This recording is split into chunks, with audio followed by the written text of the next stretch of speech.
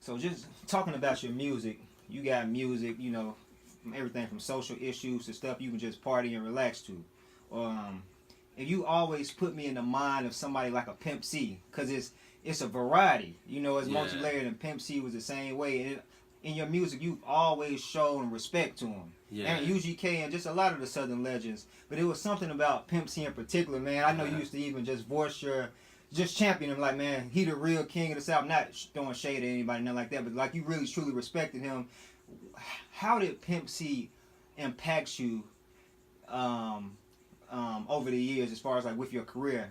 Yeah, I mean, I think like being where I'm from, like, I'm realizing it now. You know what I'm saying? Now that I'm, you know, just how he represented their country.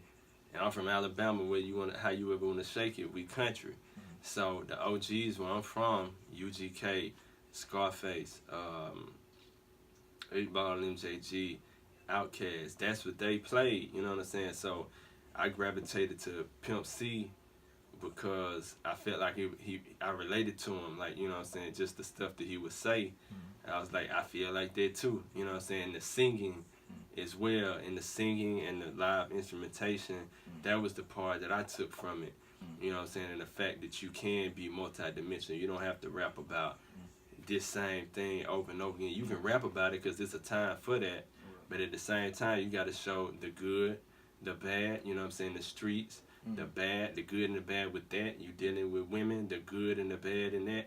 You dealing with, you know what I'm saying, the fucked up world that we live in, the good and bad in that. You know, the racism, what we deal with down here where I'm from. That's what gravitated, you know, just the soul and just the honesty.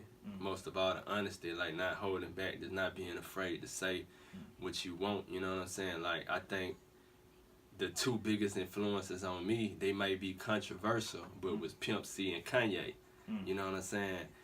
Kanye may be controversial, but you know what I'm saying? You gotta listen to him. Like, some people say, hey, he say this, he say that, but you gotta he say what he feel from a heart. Is a different perspective from what Pimp C, a lot of people think, but I feel like Pimp C was like that too. It was like medicine, you know what I'm saying? I'm not saying Kanye is medicine, but just the thing that they just speak what they want to say from the hip.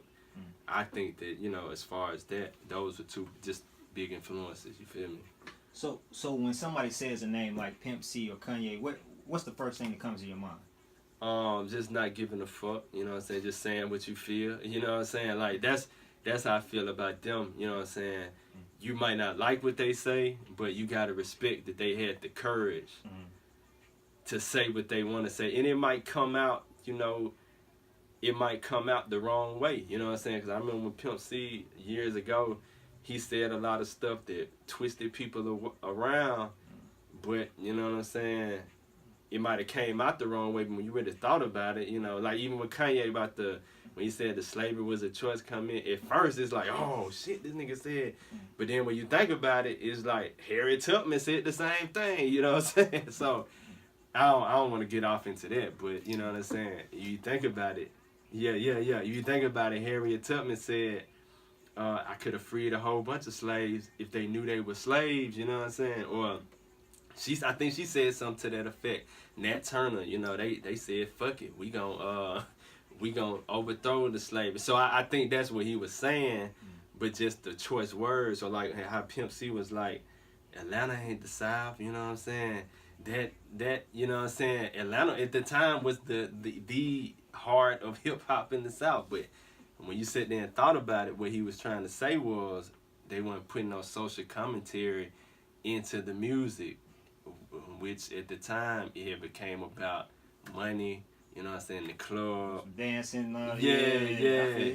You feel me? So, but at the same time, you can see it now, you know,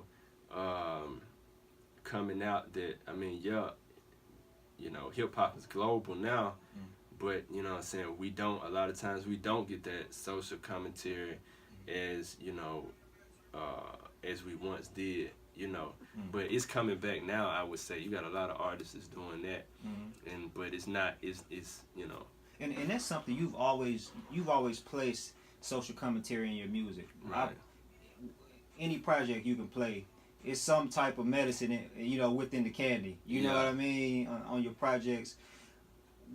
How do you, what's the process as far as like when you putting the songs together, you like, okay, I'm gonna focus on this particular topic, or I'm gonna focus on that particular topic. How do you go about creating? Yeah, I mean, like, for example, on my some of my new music, I give y'all a preview. It was a guy. It just really be from the heart. Like in Birmingham, where I'm from, it was a 21-year-old Army vet that was killed in the mall on Thanksgiving. I did a song about him. You know what I'm saying? I wrote a song about him, but it was just on my heart. You know what I'm saying? Like, nobody's even talking about this. Let me talk about it. You feel what I'm saying? It's because nobody else is talking about it. And I'm like, we need to bring awareness to it, whether it be me or somebody bigger or small, whoever than me, you know, can say it. But I feel like something has to be said. You know what I mean? I want to, you know, because so many people are affected by it. We got to keep, you know, awareness, you know, because it's real life. You know what I'm saying? So that the song name is Emantic, you know, and it's gonna be on an EP that I'm dropping in the next, you know, this year. You know what I mean? So you'll see that, you know. Man, let's talk about one of my favorite projects from you, G Fluid. Oh yeah.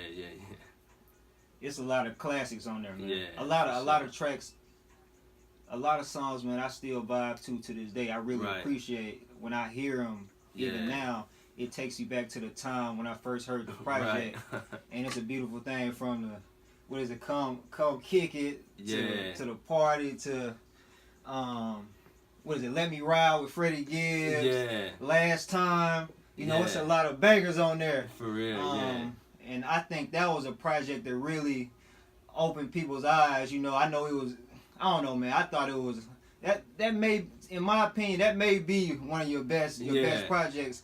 Can you take us back to that period of your life? What comes to mind? Where were you at in your life when you created G Fluid, man? Yeah, that's so crazy. You know, to some people, that is my, you know, magnum opus. I think that's the right word, you know. But at that time, you know, I had just dropped, you know, it was like a transition that I was going through. I had just dropped the best of KD in 2010. And so that's when, you know, social media was like Twitter was just now being a popping thing. And, you know, and so I was transitioning from just physicals, just grinding in the streets. And I had been on tour at that point. I had been doing shows, and you know what I'm saying, just really getting out here in the rap game. I was really starting to believe in myself, you know what I mean? So I was really in Birmingham at that time, like in the streets, like seeing what was going on in the streets of Birmingham. So I was really there, you know what I'm saying? I was just in those environments that I was rapping about, you know, so much. Just I was in Birmingham, like recording. I was around, you know, the reality of Birmingham, like really in that, you know. And I was just recording nonstop. And that's what birthed it. B. Kirk, he was very instrumental in that, you know what I'm saying? He was sending me, he with them samples, he was sending me samples, you know, there's beats that he was finding the rarest samples, you know what I mean, and making beats and send them to me, B flat or polish them up. So the majority of that was done by him, you know what I'm saying. And so he would send me stuff. He was like a mad scientist, to be honest. He was just in there doing that, and I would get him, go to the studio and record them like that, you know what I'm saying.